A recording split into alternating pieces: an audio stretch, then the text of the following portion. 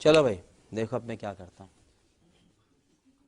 जी। ये तरविंदर सिंह साहब जिन्होंने राहुल गांधी जी के लिए ऐसा बोला, ये संजय गायकवाड़ जो कि शिंदे गुट के शिवसेना के विधायक हैं जिन्होंने 11 लाख का इनाम रख दिया, या फिर रवनीत सिंह बिट्टू जो कि कांग्रेस से ही बीजेपी में आए हैं, उन्होंने आतंकी कह दिया। इन तीनों के खिलाफ आपकी पार्टी क्या करेगी?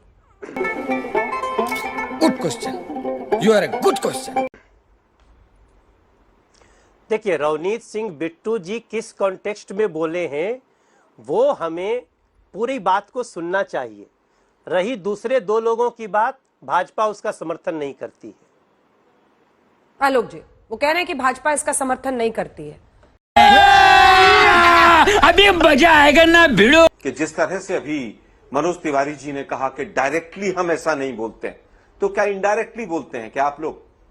अरे भाई, आप जो सदन के सांसद हैं और पिछले कई वर्षों से हैं, जहां तक मुझे समझ है तीसरी बार आप सांसद बने हैं, आपने इतनी बड़ी घटना हुई, आप ऐसा कह के बच सकते हैं क्या? मुझे पता ही नहीं। लेकिन दुर्भाग्य ये है कि हिंसा फैलाने वाले लोग इसी तरह से बचकर भागते हैं। कुछ शर्म आया है तो हम चुल्लू भर पानी में जाके डूब के मर जाओ।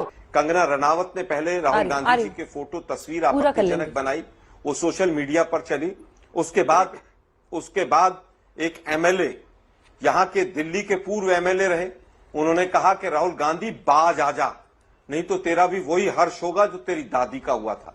एक बीजेपी के लीडर ने नहीं कहा कि गलत है ये। मनोज तिवारी जी की तो हिम्मत कहां से होगी? गजब बेइज्जती है। जब इनके प्रधानमंत्री मोदी जी जो हैं वो कहते हैं मैं दंगाइयों को कपड़े से पहचान लेता हूं। सही पकड़े हैं। जब गृह मंत्री महोदय किसी चीज का उत्तर नहीं दे सकते हैं तो ये कहां से देंगे बेचारे? अभी पिछले दिनों, एक दो दिन पहले ही वहां के एक एमएलए हैं शिंदे गुट के, उन्होंने 11 लाख का इनाम रख दिया। आप देखिए, मतलब 11 लाख का इनाम लीडर ऑफ अपोजिशन की जीभ काट कर जो लाएगा उसके लिए 11 लाख का इनाम है और पूरी बीजेपी खामोश है। शर्म करो शर्म। अब यहां पर बैठकर मनोज जी मुस्कुरा भी रहे हैं, मतलब इसमें कौन सा मुस्कुराने का विषय है? इनके एक केंद्रीय मंत्री जो कांग्रेस से ही गए हैं, जिनको 3 बार राहुल गांधी ने ही सांसद बनाने का वो किया है, वो कह रहे हैं कि साहब वो तो सबसे बड़े आतंकी। इन लोगों को शर्म नहीं आती? मतलब बेशर्मी का कौन सा चोला पहनकर ये लोग सत्ता में बैठे हैं? शायद वहां पर प्री क्वालिफिकेशन यही है मोदी सरकार में मंत्री बने रहने की, कि जो जितना जहर उगल सकेगा वो उतनी तरक्की पाएगा।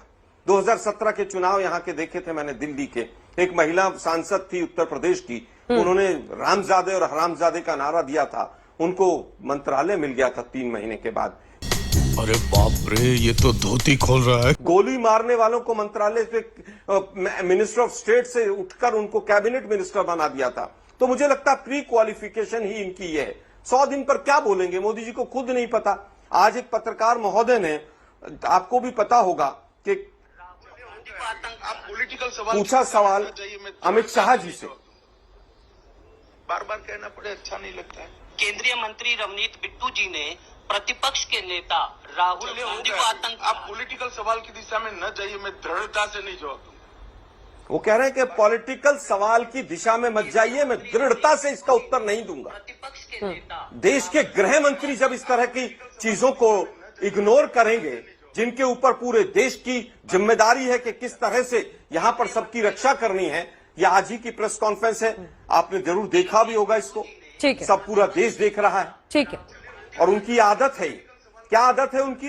हेमंत बिश्व शर्मा भ्रष्ट है कि नहीं? अरे छड़िए हटिए, ये कोई सवाल है? आज जब उनसे पूछा गया रवनीत बिट्टू पर, तो उन्होंने कहा कि नहीं नहीं छोड़िए, मैं दृढ़ता से इस सवाल का उत्तर नहीं दूंगा, कोई राजनीतिक सवाल मत पूछिए। ठीक है, तेजस्वी लोग हैं हमारे पास, कितने शानदार विचार रखते हैं जी। लेकिन आरोप लगाते समय, ठीक है, आरोप लगाते समय आलोक जी एक काउंटर क्वेश्चन बचाव करते हैं। ठीक है, एक काउंटर क्वेश्चन, आपने कह दी अपनी बात, एक काउंटर क्वेश्चन है, उसका जवाब जरूर दीजिएगा गुस्साए बिना, क्योंकि यह प्रश्न पूछा जाना चाहिए। राहुल गांधी भी जब पहुंचे थे रायबरेली और उनसे कोलकाता के कांड पर सवाल पूछा गया, उन्होंने कहा मैं यहां पर आया, मैं उस पर जवाब नहीं दूंगा। ठीक है। दूसरा, राहुल गांधी का बयान, नरेंद्र मोदी 6 महीने बाद घर से बाहर निकल नहीं पाएंगे, युवा उनको डंडे मारेंगे। कांग्रेस नेता मधुसूदन मिस्त्री, पीएम मोदी को औकात दिखा देंगे। बेरोजगार, एक सेकंड, इमरान तो डंडे मारेंगे कहेंगे। इमरान मसूद, यदि मोदी ने इस बार आपने टिकट दिया है, उन्हें चुने हैं वो। मोदी ने यूपी को गुजरात बनाने की कोशिश की तो इनकी बोटी बोटी काट देंगे। सुबोध कांत सहाय, मोदी हिटलर की राह पर चल रहे हैं, हिटलर की मौत मरेंगे। क्या बोला तूने? अजय राय, 7 तारीख को मोदी योगी को गाड़ देंगे। सवाल है इसके आगे संजय राउत और खड़गे साहब ने कहा तुलना रावण से की, तो मर्यादा तो दोनों तरफ से उसी अंदाज में तोड़ी जा रही है। समझ रहे हो? समझ रहे हो आप? समझ रहे हो ना? किसी ने भी ये नहीं कहा कि कोई आतंकवादी है। अगर किसी ने कहा हो तो मुझे बताइए। और जो तमाम बयान है जिसमें काफी अच्छा होमवर्क आपने किया है, कोलकाता की घटना, रायबरेली में किसी काम से गए हैं और कोलकाता पर उन्होंने अपना बयान दे दिया था।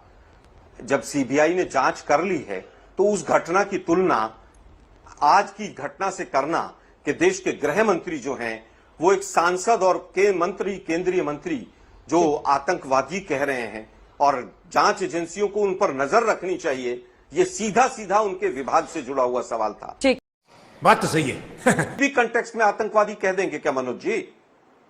कोई भी कंटेक्स्ट हो, आप आतंकवादी कैसे कह सकते हैं? किसी को आलोक जी किसी प्रधानमंत्री को डंडे मारने की बात करेंगे क्या? आप नहीं आपने एक मिनट प्रधानमंत्री को डंडे मारने की बात करेंगे क्या? सुनिए मेरी बात, आलोक जी सुनिए, सुनिए ना मनोज जी, कोई बात आपने नहीं, 3 बार रिपीट कर लिया, उसका उत्तर दूंगा। मनोज जी शांति से सुनिए, ठीक है मनोज जी शांति से सुनिए। मनोज जी देखिए, मनोज जी पूरा कर ले, वो मैं फौरन आ रही हूं। पूरा कर ले, आप बीच में मत बोलिए, मुझे उत्तर देने दीजिए। मैं आपके बीच में नहीं बोला। बेरोजगारी की बात थी और बेरोजगारी के परिप्रेक्ष्य में एक मुहावरे का उपयोग हुआ। आप उसकी तुलना किसी लीडर अपोजिशन को आप आतंकवादी कह देंगे। और सच्चाई यह है कि मोदी जी आज तक एक प्रेस कॉन्फ्रेंस नहीं कर पाए हैं। और मोदी जी करें प्रेस कॉन्फ्रेंस, जाकर युवाओं में जाकर खड़े हो, जाकर पता करें यूपीएससी की हालत क्या है। वो यूपीएससी का चेयरमैन छोड़कर भाग गया, तमाम पेपर लीक हो रहे हैं, जाकर देखिए युवाओं के बीच में क्या होता है। लेकिन आप लीडर ऑफ अपोजिशन को आतंकी कहेंगे, फिर आप कंटेक्स्ट ढूंढेंगे। दुर्भाग्य यह है कि वेल में अगर सांसद चले गए तो उसकी तुलना आप आतंकी कहने से करेंगे। दिक्कत यह है कि आज भी आप कह रहे हैं कि साहब वो कंटेक्स्ट नहीं पता, ये जीभ काटने का कंटेक्स्ट भी नहीं पता क्या आपको? आपने अपने जो 2 लोग हैं उनको तो बचाने का प्रयास किया। मतलब एक यहां पर एक बददिमाग व्यक्ति एआईसीसी के बाहर आकर, 1 मिनट रुकिए जरा शांति से, आप लोगों ने एडीआर की रिपोर्ट पढ़ी है, 600 गुना हेट क्राइम और हेट स्पीच बढ़ गए। आपके तमाम सांसदों के ऊपर कौन कौन से केस हैं जरा देख लीजिए उनको। सारे हीनियस क्राइम के लोग संसद में भर दिए मोदी जी ने। पूरे देश के लोकतंत्र का भट्टा बैठा दिया आप लोगों ने। लेकिन दिक्कत यह है कि आप ही लोग हिंसा का संरक्षण करते हैं। मोनू मानेसर जैसे गुंडों को पकड़ने के लिए जब वहां पर राजस्थान की पुलिस जाती है तो आप लोग वहां पर राजस्थान की पुलिस के ऊपर केस कर देते हैं। कुछ शर्म आया है? तुम चुल्लू भर पानी में जाके डूब के मर जाओ।